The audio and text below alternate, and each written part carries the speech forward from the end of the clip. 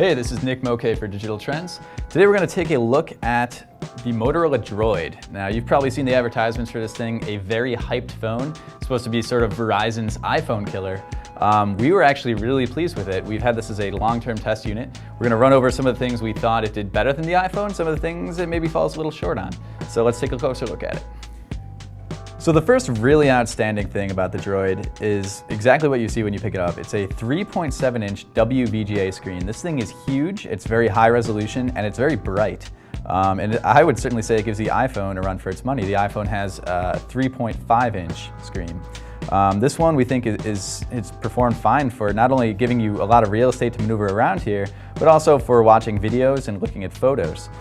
Something else that Motorola has done very well, and that Motorola is actually pretty good at dating all the way back to the Razr, it's a very solid feeling phone. It's built out of metal. The sliding parts, they feel rock solid. Sometimes that's something that's a little flimsy on this type of phone, but this is actually, quite a brute. It's a nice phone and it doesn't feel cheap at all.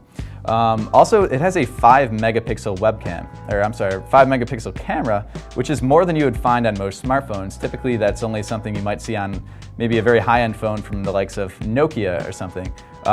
It's not quite enough to replace a dedicated point-and-shoot camera, but I think you'll be very happy with the pictures you take on this phone. Now, it does have some drawbacks too. If we go back to the keyboard here, it is very large. That's great, but if you look, it's also very flat. There's not a lot of definition to the keys here, and although you can adapt to type pretty quickly on it, it's really not all that great compared to some of the other full-size QWERTY keyboards we've seen that have a little more bump to them. They make it easier to select the letters.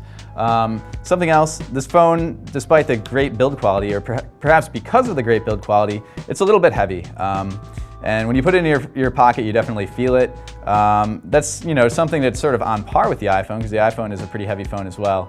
But it's certainly not something that Motorola hasn't exactly improved. And finally, that great camera that we mentioned, it is very high resolution, it does take good pictures, but it's a little bit slow too. There's a bit of lag. So if you're going to use it for something, taking pictures in an action scenario, you might miss your shot because it does take quite a while to actuate.